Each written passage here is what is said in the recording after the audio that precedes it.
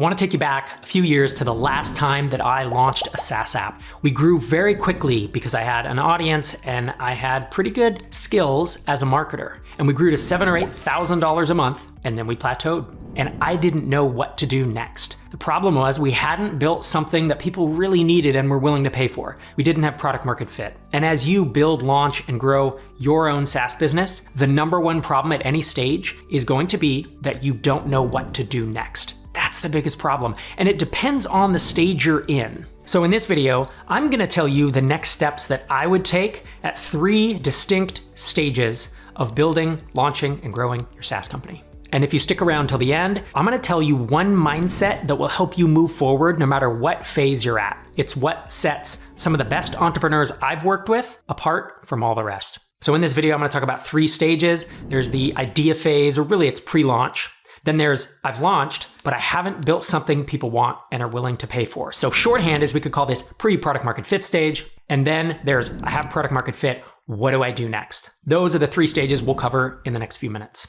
So you're in the idea stage and you have a list of 20 ideas in a notebook, or maybe you have 0 ideas. You have no idea which of these to build. The solution to this is to start talking to potential customers. Maybe talking involves emailing, as I did when I emailed 17 people that I knew who I thought might want to use the SaaS app I was going to build. So talking doesn't necessarily mean in person. It can be email. You can do it over Zoom. You can do it over text or Slack or Twitter DMs. The idea is to immerse yourself in the market that you are hoping to serve and start talking to potential customers. So if I knew 10 or 20 or 30 people who might potentially use the product that I was thinking about building, I would reach out and say, hey, I'm thinking about building this thing. Do you mind if I ask you a few questions? I can do it via email or DM, or I can send you a Voxer, or we can jump on a Zoom call, whatever is easiest for you. And then I'd have a few questions that I would probably pull from the book, The Mom Test, about, do you have this problem? How big of a problem is it? What have you done to try to solve this problem? And if I didn't know anyone in the space, I would be going out and looking at Facebook groups, Slack groups, online communities. Pretty much any vertical that I'm going to go after is going to have a gathering place online, and I would want to find that. I would want to provide some value in there, and I would want to do a ton of learning, both about the problem I'm trying to solve, but also about the people I'm trying to solve it for. This is why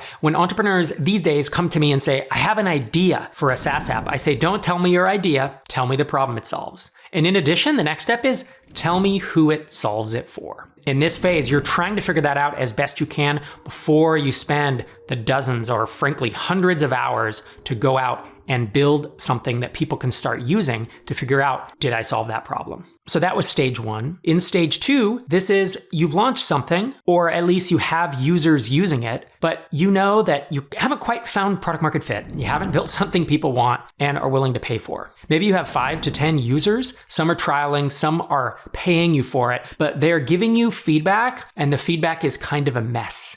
Right? It's not going to be clear cut. Being an entrepreneur is making hard decisions with incomplete information, and never is your information more incomplete than in the early stages of building your startup. It actually does get, I'll say, easier. The problems become different, and the angst over the uncertainty of what you're building becomes less the further you get into this journey. So at this phase, you are trying to trial and error, and you're trying to take your vision of what you think you're building and match that up with the feedback that the market is giving you. It's not the whole market.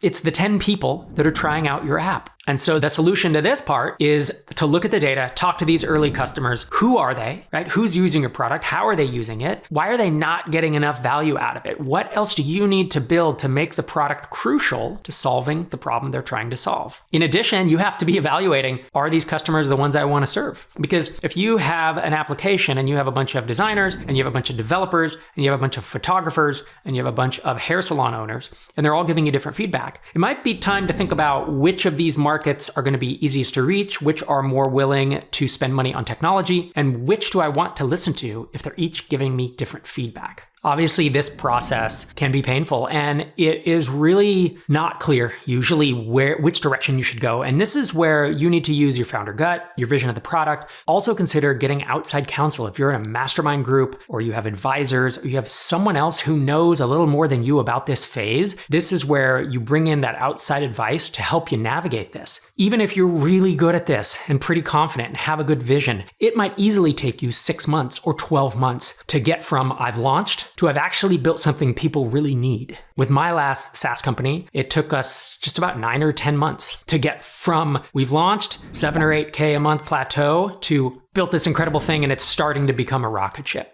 So stage 3 is you finally caught the tiger by the tail and you've built something that people want and they're willing to pay for it. And you see your churn plummet and you see your trial to paid increase dramatically. You've basically found loose product market fit, right? Product market fit is a continuum. It's not a binary, but maybe you move from 5 out of 100 up to 30 or 40 out of 100. And that means that you've solved a problem for a specific segment of the market. So what do you do now?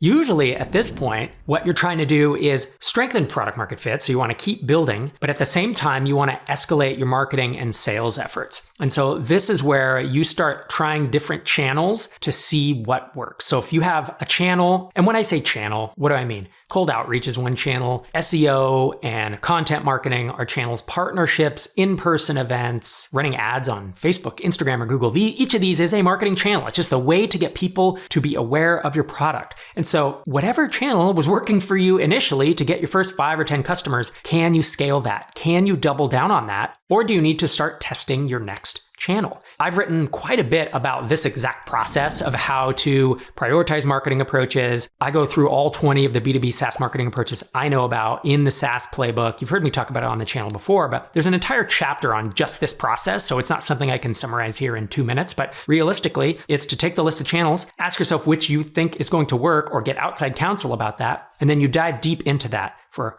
a month, 2 months, 3 months until you prove or disprove the theory that this is the right way to scale this business. Because having product market fit is the step before reaching escape velocity. I call escape velocity building something people want and also having 1 or more scalable marketing channels to where I can cost effectively drive more leads and convert them to customer in a repeatable fashion. And at that point, that's when you have a pretty incredible business that will grow month after month, year after year. In a second, I'm going to tell you about the personality trait I see in most of the successful founders I know. But before I do that, applications to MicroConf Connect are once again open. MicroConf Connect is our online community of more than 5,000 bootstrapped and mostly bootstrapped startup founders. In MicroConf Connect, you'll find other folks who are tackling the same problems you're facing, as well as folks who are a bit further ahead and can give you candid advice to help you move forward faster. As you probably know, as I say often, surrounding yourself with other founders who are in the same boat, they're like-minded, some of whom are ahead of you, some of whom are at the same stage. It is invaluable, especially at the early stages of your journey. Go to microconfconnect.com to apply. Okay, so now the single most important trait that I see in founders who are getting it done, who are moving fast and who are growing incredible companies, is this trait, a bias toward action. Really, it means moving quickly. When you aren't sure what to do, it's easy to get stuck in a rut. Analysis paralysis takes over and you tread water while you overanalyze things. So the key to having a bias towards action is to avoid analysis paralysis. And it's to make a small bet on something. You go with your gut, you run a test, you do something. You're trying to prove or disprove something at any given time. Being in motion gives you more data to make decisions. This doesn't mean flit all around and try 20 different things at once and every other day I'm launching a new product. That's not what I'm saying. But I deal with some founders where they have come up with an idea for marketing, let's say a series of blog posts, and it takes them 3 or 4 months to get those live. And then I'll talk to a different founder and it takes them 2 weeks to get those live. So what is the difference there? It's someone who is willing to have a measure of intensity and a level of urgency to ship things. You know, they're not right all the time, but they're right enough of the time that it keeps the product in motion and it keeps momentum, because so much of building a successful company is building and maintaining momentum. If you've been grinding on the same business idea for a while, and after watching this video, you still don't know what to do, you'll definitely want to check out this next video that lays out 6 signs that it's time to move on to your next idea. Thanks for watching. We'll see you next time.